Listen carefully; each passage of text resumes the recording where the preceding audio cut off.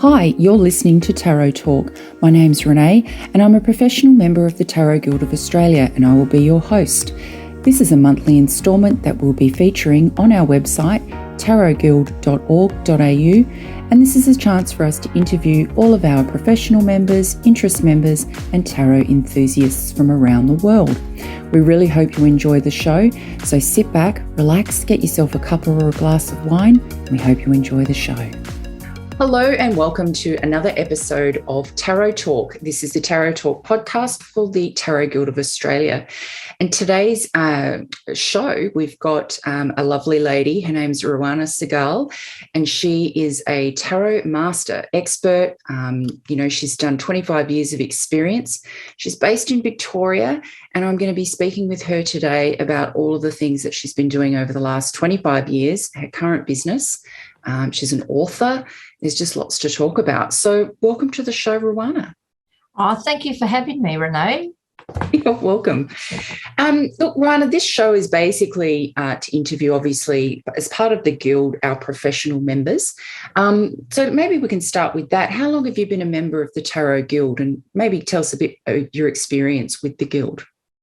Oh, gosh. I became a Tarot Guild member in 1995. And back then, they used to have, I can't even remember where it was, but it was in Box Hill. It was like a theatre. And we used to, have monthly get-togethers. And at the time, I was already going to lots of little markets. So I used to sell tarot cards and scarves and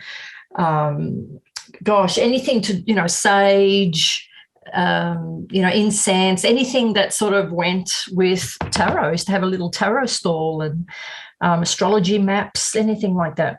And I used to, there would be a talk at the guild, and then there'd be a little break, tea and coffee break, and that's when everyone would come out and buy products and things. So, it was just fun to do all of that, and that's where I got my confidence, from doing all these little markets.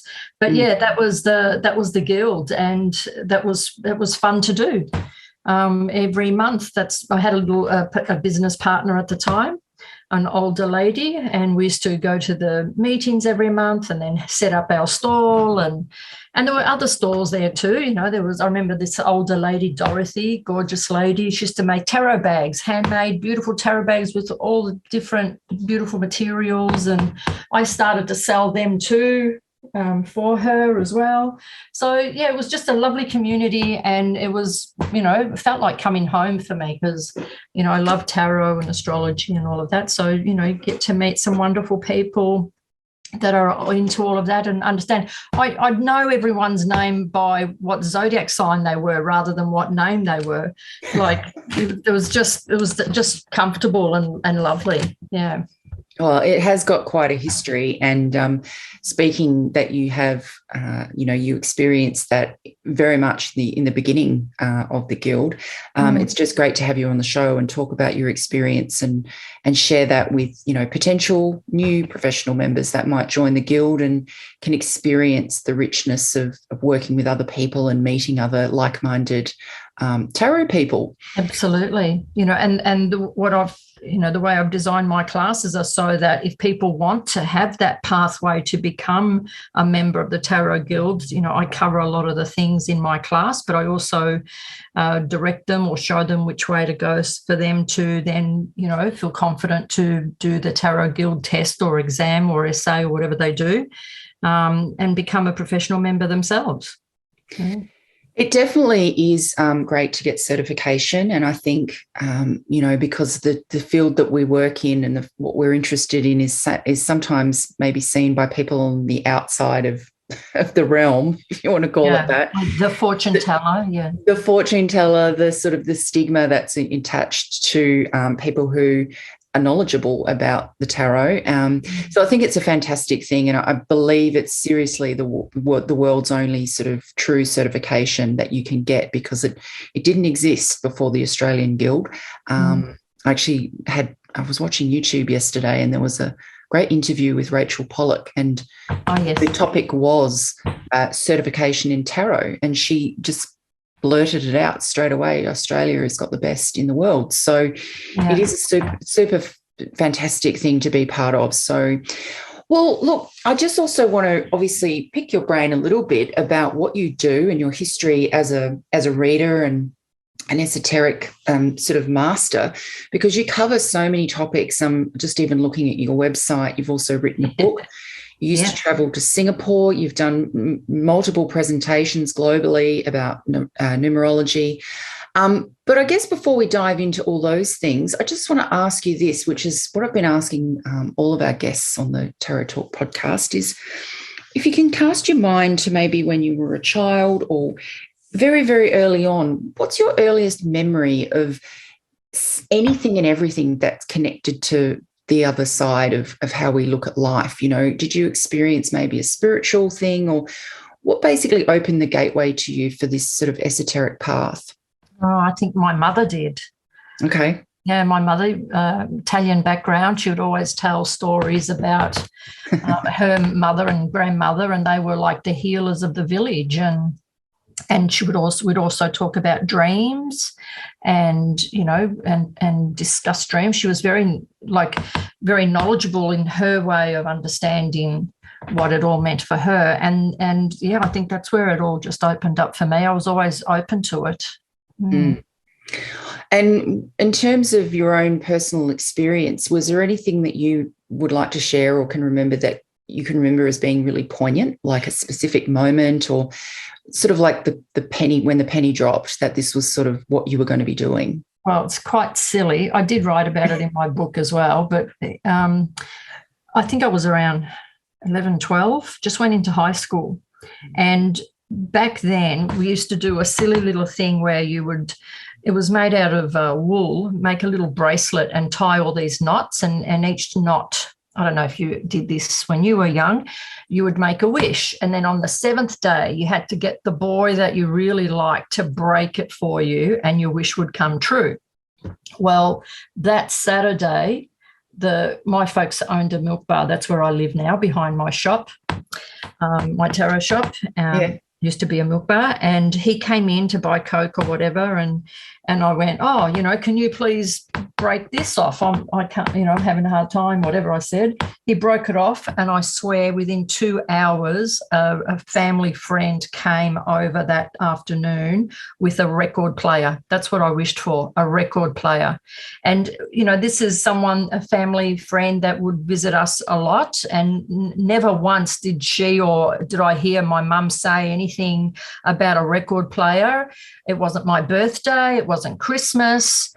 And my mouth dropped on the floor. Like that's when I just 100% started to believe. That was the moment where I flipped the switch and I believed. Like, where in the hell did this person bring a record player over for me? Like, and a couple of records, and then I was hooked from that moment on. Music and magic became my world. Yeah. It's interesting that you talk about that, because it's sort of along the same lines as the law of attraction, you know, where we put a belief into something so strongly, and we sort of follow the path of maybe going through a small ritual, and you might have called it silly, but it was still something that you wanted and that you believed in. And that's part of the magic. It's never a big thing or a big hit on the head. It's always these little silly, subtle things that happen to us that make sense to us, and you can't explain it to other people. I mean, I never said anything to a soul that I wanted a record player, you know. And that's so wonderful. Yeah, it was magic, truly magic. Well, that's exactly what it is. It's just, and like you said, you know, you can't sort of pinpoint. Sometimes you can't pinpoint just that one little thing, but it can be those, you know, life moments and those little nuances where you get these sort of little signals and almost little hints to sort of say, look, this is possible. You know, you've got the power to do this, and everybody has it within them. They just have to believe it. That's right. That's the secret, isn't it? It's all about belief. It is. All right. Well, let's dive into a little bit more of your skill set and what you advertise and the level of academic, knowledge that you've got on these certain subjects. Under the tarot classes and readings and further studies that you've done, you actually put on as a service tarot shadow counselling. And we all sort of, know what our shadow side is, but do you want to maybe walk us through your shadow counselling service and what that sort of means? Oh, okay. It's a one-on-one service, just someone that, is having issues or they're stuck or, something, they've had a Reiki and that hasn't shifted anything and they just want to delve in a little bit using, and they understand tarot, of course, or astrology, understanding that those modalities. And we just meet once a week. I think it's a 6 week, 12 up to 24 weeks. But if they get it in 6 weeks, if they're happy in 6 weeks, then they can do it on their own. And we just use the tarot. And one of my favourite tarot people is Christine Jett. And she has a book about tarot shadow counselling, and I base it on her work. And, and we just delve in and we look at what the tarot card is, the positive and the negative side of the card, and then I get them to answer questions throughout the week. So there's a lot of journaling. So it really is digging deep within themselves. And then we just meet for an hour once a week and we share and they review what they wrote and see if there's any aha moments for them that come through that. All right. Because it's interesting, we talk about shadow side, especially maybe when the devil card pops up. And as you know, the devil card is, lots of different things for different people. But, we can talk about materialism or dealing with the shadow side. And I remember Anne Schotter did an amazing presentation on shadow work once, and I found it really fascinating. So I just wanted to sort of get a bird's eye on what that counselling meant for you and your clients. Yeah, it's not done within a group. It's a personal one-on-one thing because, I find just doing the course is very facing your shadow and, delving into oneself, some personal growth. But yeah, that shadow one-on-one is just that for that person that just needs that little bit more attention. And like I said, there's a lot of journaling. So, they need to really answer the questions honestly for themselves. They don't need to share it with me, but it's for themselves, for them to see and, and then become aware. Because the thing with the devil, how I see the devil card and the shadow is, because I do lots of alchemy work as well. So it's not about getting rid of the root. You need that, whatever that issue is. In alchemy, we say turn your lead into gold. So with the devil card, he's just shining light on the situation. So he just wants you to be aware of it. And once you're aware of it, that's enough for you to change things or see things differently. Yeah, absolutely. So that's the whole thing with the shadow work counselling. It's for you to be aware, to become conscious of what is unconscious, and then you can make different choices around that. Perfect. That's a great summary. Thank you. Speaking of alchemy, I was dying to ask you this question as well. I had a look on your website and you said that your interest grew over many years and you followed up with 7 years of learning astrology, Kabbalah, the mastery of tarot, Reiki, and even 2 years as a sorcerer's apprentice. Do you want to share a little bit about that? Because I find that fascinating. Yeah, well, I don't know if you've read any of Carlos Castaneda books. Mm-hmm. Yeah, you have? Yes. Yeah. So there's a section in there that they talk about stalking, and so that's how this so-called sorcerer found me. He basically stalked me, and what he was offering intrigued me, and because it was all the things I love to do, magic and tarot and shadow work, all that sort of stuff. And so I just wanted to know. So we used to like hang out together, and it really, there was a lot of work went into it, because, you know, you might meditate, for example, for 20 minutes a day. Well, working with this person, you had to like be in a state of meditation 24/7. Like, that's how intense the work was, and everything was on purpose and conscious, and, you know, like it was just bringing you back to this awareness all the time. It was really tough work. And there was a few other people in the group, and he was a musician, so we all had to learn to play music. That was part of the training, as well as martial arts. So I've got martial arts background as well. That was all part of the training. It's all about getting the focus and practicing. Like I said, you know, it's like meditating 24/7. Wow. So, and the whole thing was supposed to take 4 years to do. But he sort of, I think the energy, the ego got involved a little bit too much, and I just had to get out of there quick, smart, before it went any further. But yeah, it was very intense time, and I did learn a lot, because I know that look. I know that look now, and I can see that in anyone. Like, I don't know how to explain it better than that, but what do you mean, the look?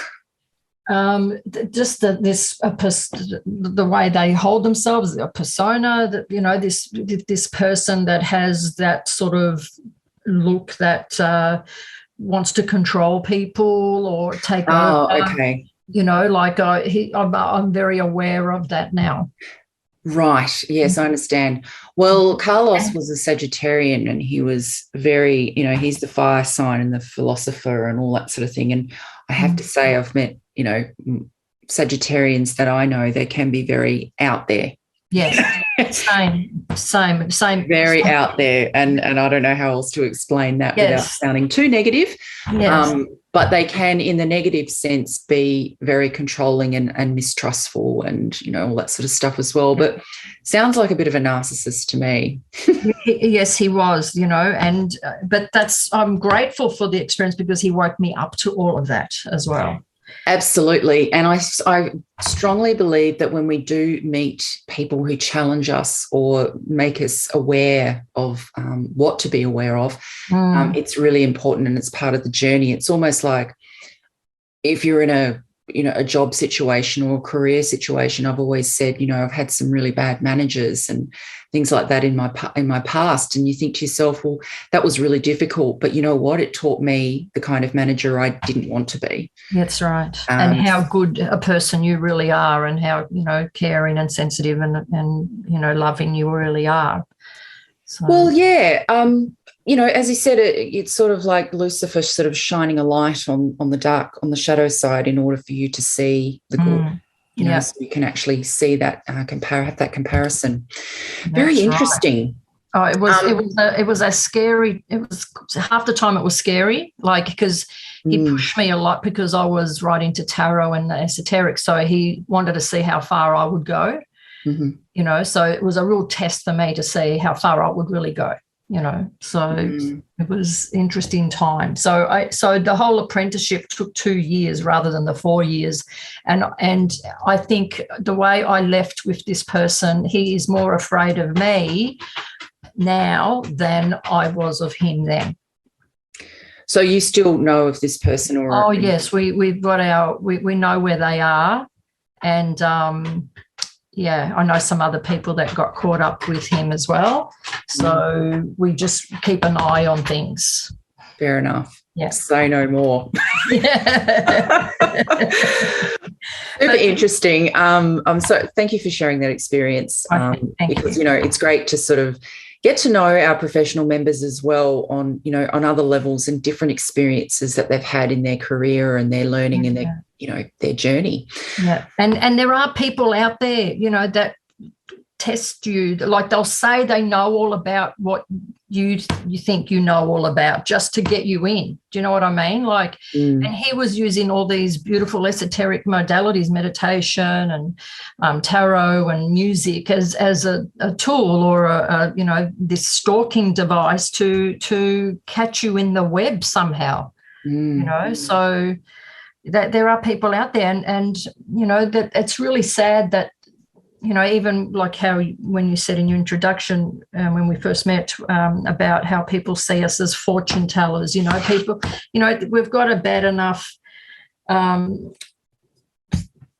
look, like people when they go to a dress-up party, they'll dress up with the scarf and the big hoop earrings and the crystal ball. We've got this bad enough image as it is without these other people making it worse, or sucking innocent people in, to do their will, So yeah, I think it's always going to be out there. It doesn't really matter what you do and what industry you're in. There is always going to be, the rotten apples who want to just try and spoil it for everybody else. But I think, as long as we keep shining our light and making sure that we stay in a positive space and introduce positive, actions and within the community, it's fine. I mean, you will be looked after.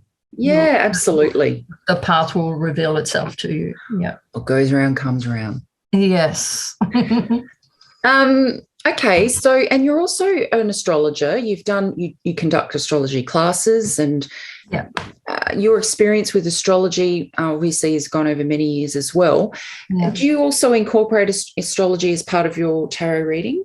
Oh, absolutely, and numerology, because every card is numbered, and the sun card connects to the sun and the moon card connects to the moon, all of that. The magician connects to Mercury. So those three modalities work really well together, but I think tarot is the underpin to everything, to dreams, to shadow work, all that side of it as well. Yeah. And what's your opinion on the Kabbalah? I mean, we could talk about this for hours, but the Kabbalah is obviously this sort of Jewish mysticism, and it's based on the tree of life and the fact that, it was aligned quite later on in history to be connected to the tarot, even though it hasn't officially been documented as anything to do with the tree of life. I mean, when we talk about numbers and systems and the journey of the tree of life in regard to the tarot, what's your connection with that, and what's your view on that? Do you feel that there's a strong connection there? Oh, absolutely, and with astrology as well. So because there's 10 sephiras and there's 10 planets and the 22 paths. So I once I started, astrology was the first thing that I officially studied for 7 years. I only needed to do it for 4 years, but I just wanted to be in the space all the time. And so I just did every other course that they offered and just kept connecting with it. And then tarot, went deeper into the tarot, and then Kabbalah was next. So which was another way of getting into that energy. So I just love the whole esoteric study. It really is Alice going down the rabbit warren hole. There's lots of wormholes, right? And the beautiful thing about all of this is that it never ends. No, it doesn't. So you're going to, great. Isn't it great? And it's because sometimes I read a book and I don't want to finish the last chapter because I don't want it to end, and with this work that I've fallen into, it's like that, it's never ending, and it keeps going, and that's just another part of it, the Kabbalah, which is beautiful, And I loved because I studied with Evelyn Joff, who was at one time the president of the Tarot Guild back then. She, I remember her saying that to study the Kabbalah, you had to be male and you had to be married and you had to be over 40 years of age. And, and here she was a female teaching the Kabbalah. So, I just loved all of that side of it, and making the connections between the tarot and astrology. And it's just another language that you learn that sort of backs up what you already know. Yeah. So it just grounds it in there a little bit more. Yeah. Absolutely. And like you said, everything's interlaced. It's all interwoven, the tarot, the astrology, the numerology, Kabbalah, the list goes on. Because, we are sentient beings, and I think that sort of all of those modalities resonate with one another. Yeah. And, the more teaching, the more knowledge that you attain, the more rich your experience becomes, and then it all sort of sings together and makes sense. So I completely agree with the crystals come into it, and then the essential oils come into it. It's all coming together. Yeah. I love it. Now, you've also got healings as part of your service as well. Shamanic healings. Can you tell us a bit about that? Because that's also an interesting modality. Yeah, and that comes from the sorcery part that I did as well. And it's not that popular out there. I think Reiki has really taken off. People are really comfortable with Reiki. They do Reiki in some religious sects, churches, in hospitals. Like, it's just so much more common. But every now and then you get that one person that wants to have a shamanic healing. So with Reiki, you're not using your energy, you're tuning in as a vessel for the energy to come through you. But with shamanic healing, you are using your energy. And so it's I use sage, use crystals, and I with the healing, I go down into their shadow world, into their animal world, to see if there's anything there, and then I go up into the higher realms to see if there's anything there, and of course you're bringing in their family that members to come in, because sometimes you can't, some medicine or something can't heal you, but maybe it's a family thing that maybe the family can heal you. So okay. Yeah, that's how I work it. Every shamanic healer that I know does it different. Okay. It's all different for every different one. So, but that's how I do. And usually when I go down into the depths, I receive an image or a message or something. And even when I go up higher, I get a message there as well. And it's usually significant to that person. It's a symbol of some sort, and it freaks me out. Like, I remember with one client, I just got this image of a ring, a beautiful diamond ring, and I'm like, I don't know what this means to you, this diamond ring. I don't know what you need to do with it, but do you have a diamond ring? That there's some connection there? And she was like, oh my God, that's my grandmother's ring. She gave it to me, and I've been meaning to get it fixed and set and resized, and I'm going to do it now. Like, that was for her, Oh, that's fantastic. I know, but it happens to me all the time, and it freaks me out. Yeah. So, but it's also taught me to trust what comes up, what I see or what I feel. So it's an interesting process. It's very interesting. Now, I wanted to also talk about your history with Singapore. You've got here that you've obviously done a lot of presentations there. Are you still doing that? I mean, it started in 2010, a presentation on the secrets of numerology. Can you tell us a little bit about how that actually came about and what that journey was like for you? Well, I had Singapore friends and people that connected with this feng shui academy, feng shui, what are they called? The International Feng Shui Association. Mm-hmm. And Grandmaster Tan, he's the grandmaster of the Feng Shui Association, and he always had this vision of like East meets West.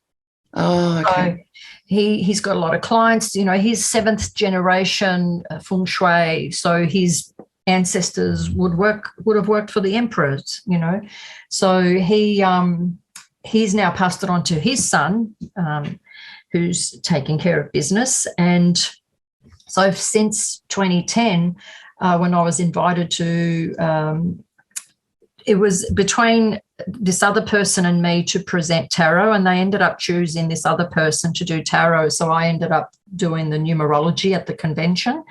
And from that presentation, they just wanted me back. And so I created the master class for them, and I would go to Singapore every year and teach this master class, and then that turned into the tarot, the numerology, and then the advanced tarot, and then just last year we did the first time astrology.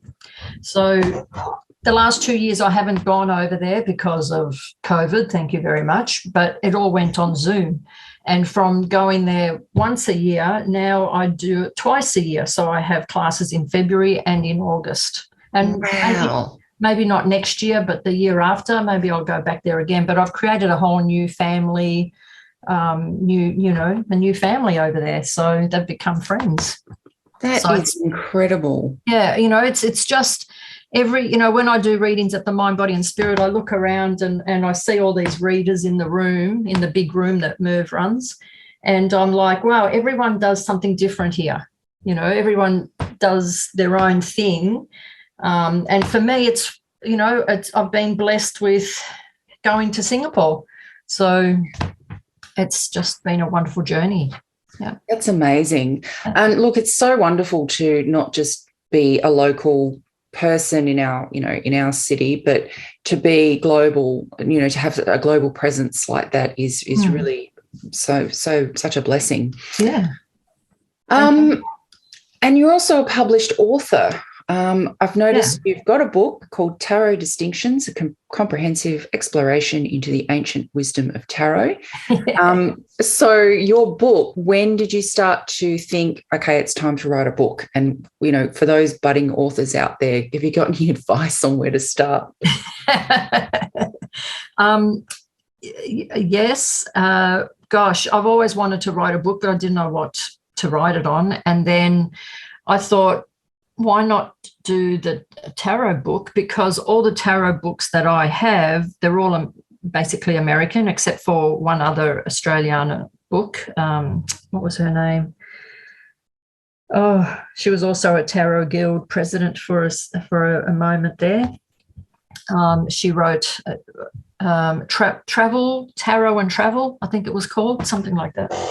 And but even that book was black and white and, not so like a page on each card. And I wanted something Australian. I wanted something full colour. I wanted something that covered the astrology, the mythology, the symbology, the psychology, the colours, everything that's associated with that card.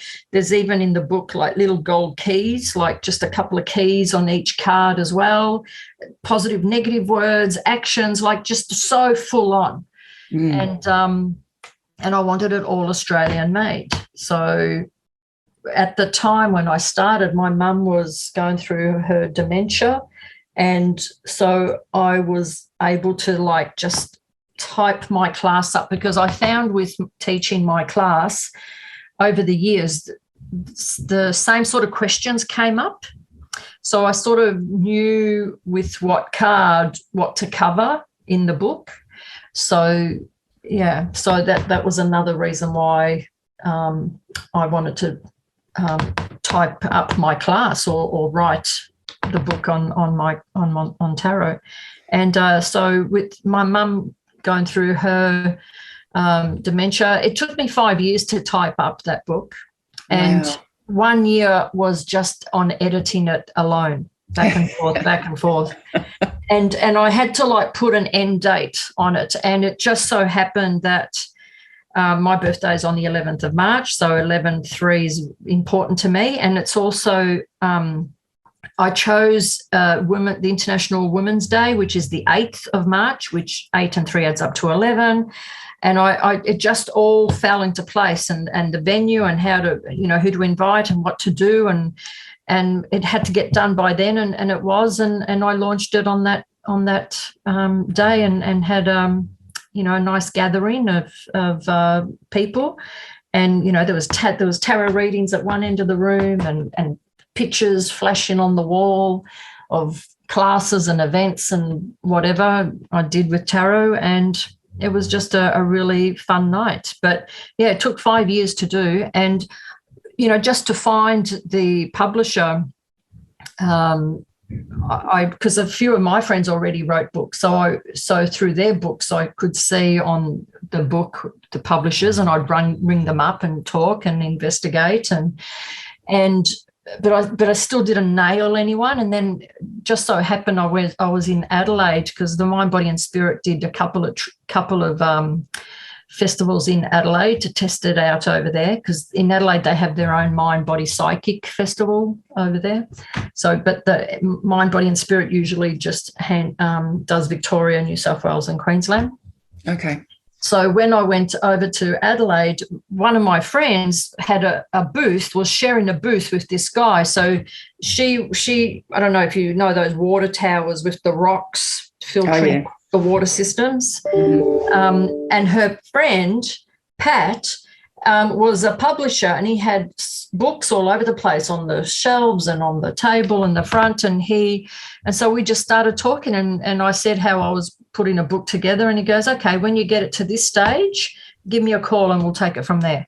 And it just, once again, that law of attraction stuff happened, just getting in motion and doing it, and the energy builds and the momentum goes, and then you get that traction, and then the people appear. 100%. It's all about the doing. I did a reading today for my oldest friend in the world, and she was sort of, the cards were all coming up as, Ace of Wands and Ace of Swords, and, getting the Eight of Pentacles and getting things up and going. But she struggles with, she's decided obviously to take action on the new year, getting, striking that match and getting it all started.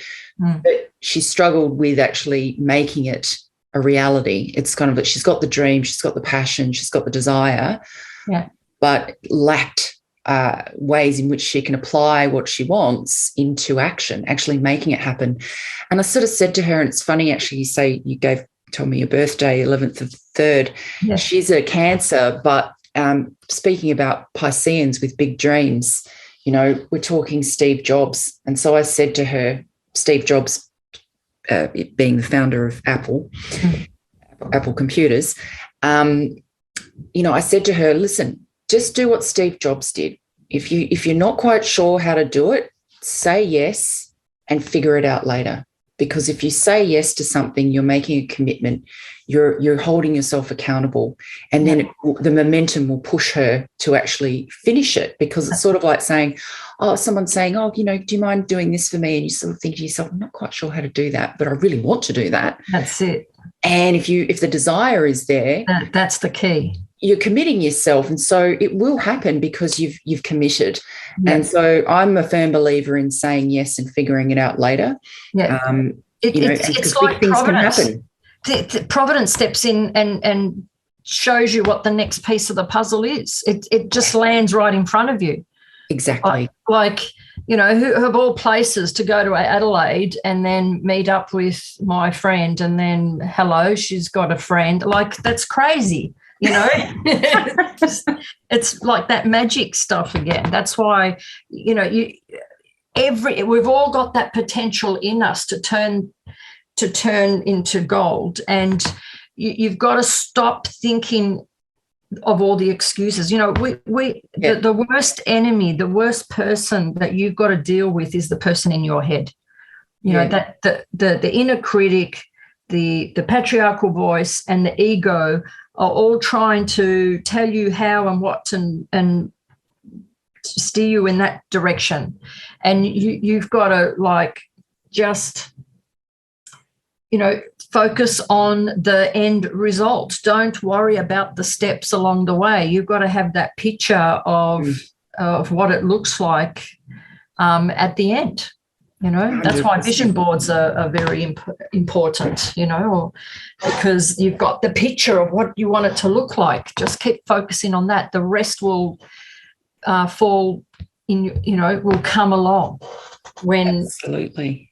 I really believe that. And Dr. Joe Dispenza talks about that as well in his book, How to Lose Your Mind and Create a New One, whatever it's called. What's his book called? I have to look it up. Sorry. Oh, it sounds good. I'll write that one down. Dr. Spencer. Dr. Joe Dispenza. Joe Dispenza. Yeah. He was also in those mockumentaries, What the Bleep Do We Know? Oh, okay. The Secret as well. Oh, okay. Yeah, Breaking the Habit of Being Yourself. That's what the book's called. Breaking the Habit. How to Lose Your Mind and Create a New One. But well, that's exactly what it is, creating a mindset. It's exactly it, yes. Yeah. Well, Ruanna, it's been an absolute pleasure speaking with you. I've really enjoyed it. As I said, we could talk for hours, but I think we need to cap the show at, an hour, it's just under an hour. Yeah. So it's been an absolute pleasure talking to you, and I encourage anyone and everyone who's listening to the show today to check out Ruanna's website, tarotinaction.com.au. It is chock-a-block with information, classes, history, her book. Please check out her book. I'm definitely going to follow up and get myself a copy. Tarot Distinctions, Australian made and published.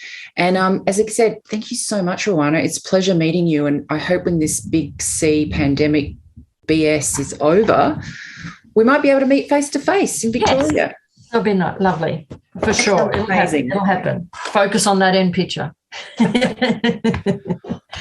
you so much for your time, Ruanna. It's been a pleasure. Thank you for having me. Thank you. Take care. Bye-bye. Bye. If you'd like to be part of the Tarot Talk podcast on the Tarot Guild of Australia website, please get in touch with us.